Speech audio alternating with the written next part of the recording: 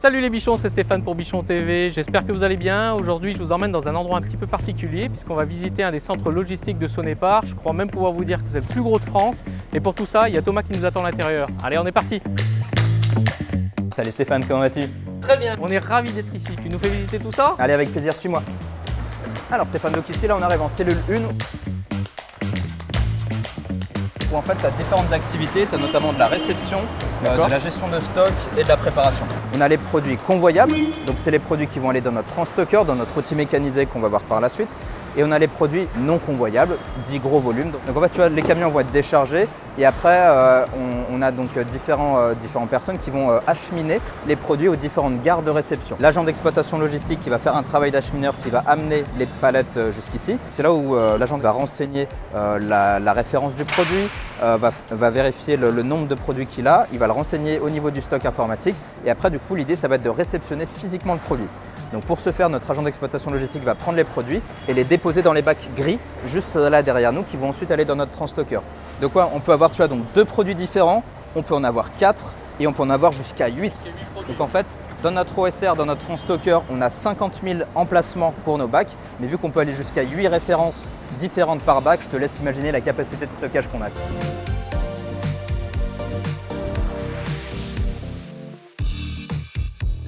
Maintenant, tu vois que tu as vu la réception mécanisée, je te propose qu'on aille voir donc, le chaînon suivant de la chaîne logistique, à savoir la préparation en mezzanine. Ouais, parce que là on est curieux quand même, quand on voit tout ça, quand on voit tout ce qui défile. Qu'est-ce qui nous attend juste après?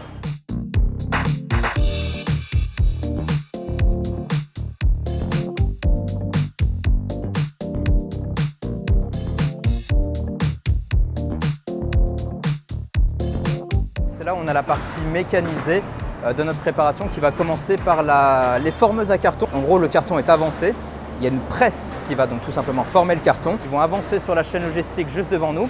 Ils vont passer sur une balance pour être pesés à vide. Ça va avoir un impact sur notre contrôle qualité parce qu'il y a un contrôle pondéral pour vérifier qu'en gros, la préparation est bien préparée comme il se doit. Ça te donne une tare déjà du carton à vide et puis en fait ça te permet de savoir s'il manque un article ou pas après dedans, j'imagine.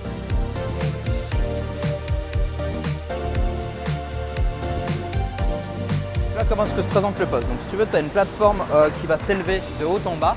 En fait, l'idée, c'est qu'elle puisse s'ajuster à la hauteur de la personne. À la taille de la personne, donc ergonomie toujours. Ergonomie maître mot chez nous, clairement. Et donc par rapport à ça, si tu veux, donc là, tu as les cartons que j'ai évoqués juste avant qui vont se positionner sur un des 7 emplacements juste devant la personne. Les produits dans les bacs gris qu'on a vu tout à l'heure en réception, qui là, en fait, vont arriver au niveau de la préparation. Et donc en fait, par exemple, là, tu as les 7 commandes. Et il se peut que genre 3 ou 4 commandes différentes aient la même référence produit. Donc ça va optimiser les allées et venues. Ce système-là, ça s'appelle le système de goods to man. Donc en fait, c'est le produit qui vient à l'homme et non l'inverse. J'allais dire, à la limite, l'opérateur n'a même pas besoin de connaître les références du produit. Non, c'est ça. On lui éclaire le produit qu'il doit prendre, on éclaire le bac et exactement, voilà, pour lui faciliter le travail au maximum.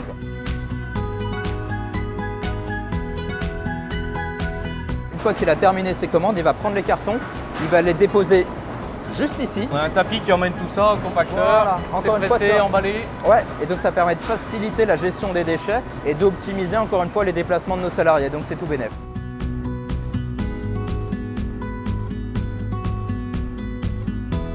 Et ensuite, donc là, regarde, il repasse sur une balance. Du coup, 2 options. Là, il est pesé avec la commande. Soit la commande et le poids sont exacts, auquel cas le carton va poursuivre son chemin en cellule 2. Soit il y a une erreur et auquel cas le carton va être mis de côté et va être ici donc du coup contrôlé par un agent d'exploitation logistique et auquel cas on a ce dernier pare-feu entre guillemets qui va nous permettre de contrôler la commande. Ensuite est rectifiée, elle va regagner le circuit.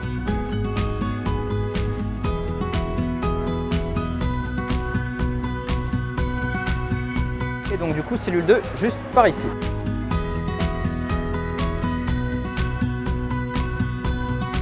Donc ici là on arrive, on a notre commande donc, tu vois, qui vient directement de la cellule 1 là sur le tapis. Ensuite elle va passer au niveau du convoyeur juste là. Et tu vois là il y a un objectif photographique. Elle va être prise en photo. Comme ça si par exemple on a un client qui nous dit ah c'est bizarre, moi j'ai reçu cette commande mais il me manquait tel produit ou le produit était dans tel état. Nous on a cette sécurité de dire non, nous quand notre commande a été préparée et est partie de la plateforme, il y avait tel produit qui était dans tel état. Donc si jamais il y a un souci ou quoi que ce soit, c'est pas imputable à nos plateformes.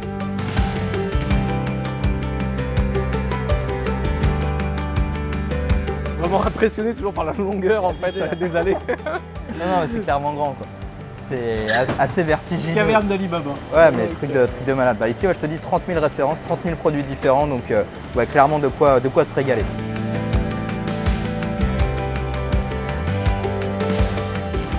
Donc là, si on est en cellule 2, donc c'est le circuit de finition qui porte bien son nom, parce que notre commande a été préparée. Et là, elle va être donc finie avec plusieurs machines d'automatisation, dont ma préférée, la machine Givaro, qui va permettre en fait de découper le carton à la bonne hauteur en fonction du produit. Donc là, les cartons, ils arrivent avec leur taille initiale, sans coiffe ni rien. Ils arrivent, ils avancent. Là, tu as une presse qui va mesurer la taille du produit le plus haut. C'est un palpeur quoi. Ouais, c'est ça, pour vérifier où est la taille de mon produit. En fonction, tu vois, tu as des ciseaux qui vont prédécouper des encoches pour en gros dire ok, ben, le carton doit être à cette hauteur. Les ciseaux, t'as pas envie d'y mettre les doigts hein. Alors non, vaut mieux garder ces distances. Tu vois, ils sont bien là où ils sont, on va les laisser travailler tranquillement. Il avance au step suivant en fait, donc il va faire en sorte de rabattre le carton, enfin de faire des rabats. C'est pas genre il enlève du carton et ça fait une gestion de déchets. Non, non, tout est optimisé pour faire en sorte qu'il n'y ait pas de gestion de déchets après à traiter. Et après, donc, le carton est avancé jusqu'à la dernière étape où là va être posée une coiffe scellée avec de la colle pour faire en sorte que le carton soit pile poil adapté à la taille du produit le plus haut. Donc là, le carton suit son petit bonhomme de chemin. Et l'étape d'après, donc, ça va être coller les étiquettes d'expédition qui vont indiquer en fait l'agence ou la zone de livraison concernée. Conditionné, découpé, étiqueté, ouais. On arrive sur la partie 3. Exactement, où là cette fois-ci il va être appairé. En fait appairé ça veut dire, donc tu vois là il y a une cinquantaine de rampes d'expédition d'un côté et de l'autre de cette cellule. On va aller s'en rapprocher pour que tu puisses voir par toi-même. Les colis donc vont arriver en bout de rampe. Juste avant, on a l'étiquette d'expé qui a été posée et en fonction de ces informations, elles vont aller se ranger automatiquement d'elles-mêmes autour des différentes rampes qui nous entourent. Sur cette plateforme, tu délivres à peu près combien d'agences? Tu as une idée? Une petite centaine. Ces agences sont livrées en J+1. En clair, l'agence qui passe sa commande le soir avant 18 h en agence ou sur le web avant 20 h est livrée le lendemain au plus tard à 13 h en J+1. Donc ça c'est vraiment un super service client. Et là on arrive à l'activité d'appairage. Tout simplement ça va être prendre le colis, biper et l'appairer, donc le relier en fait à une palette. Donc en fait informatiquement ça va indiquer que telle commande est sur telle palette. Donc ça c'est le premier chaînon de la chaîne logistique d'expédition. Et ensuite donc, on va avoir une activité qu'on appelle le dispatch. Le dispatch, ça va être les personnes qui vont prendre les palettes et les dispatcher, donc c'est-à-dire les répartir sur nos différentes portes de quai en fonction du plan de transport. Le plan de transport, c'est tout simplement quel camion part à quelle heure pour desservir quelle zone.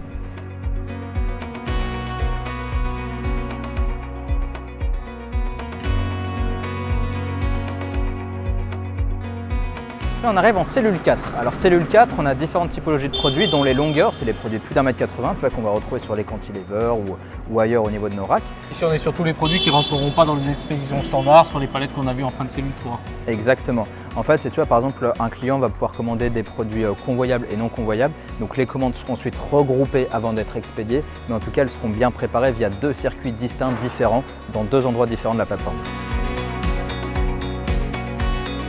Donc là, Stéphane, on arrive dans la dernière partie de la cellule 5 sur un circuit assez spécifique qui s'appelle la câblerie.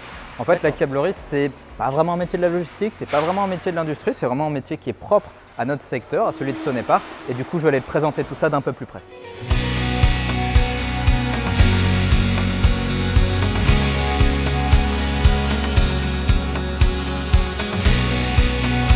Le client, s'il veut 1 mètre, on lui coupera 1 mètre. S'il veut 17 km, il aura 17 km. C'est vraiment très précis pour le client.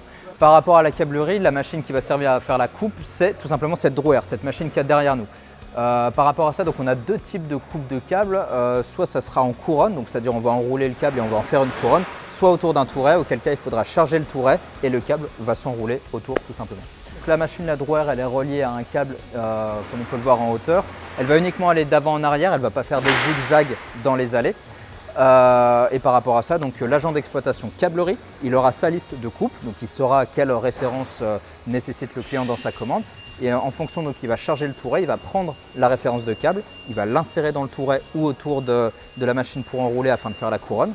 Ensuite, il verra sur son moniteur en fait, le métrage qui défile. Le métrage en automatique, ouais. Voilà, exactement. Et à la fin, une fois qu'il arrive à la bonne longueur, il va couper, enrouler le tout d'un film plastique et après il va le déposer sur une palette qui sera acheminée par nos agents d'exploitation au niveau des expéditions pour l'envoi. Ça va partir. Yes.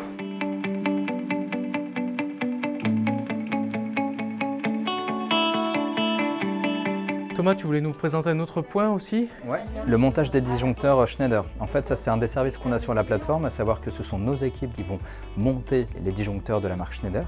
Et en fait, en ce moment, on a nos collaborateurs qui sont formés par Schneider lui-même, le fournisseur, et qui vont en fait donc délivrer les autorisations, les habilitations électriques, qui vont permettre à notre personnel de fournir ce service pour nos clients.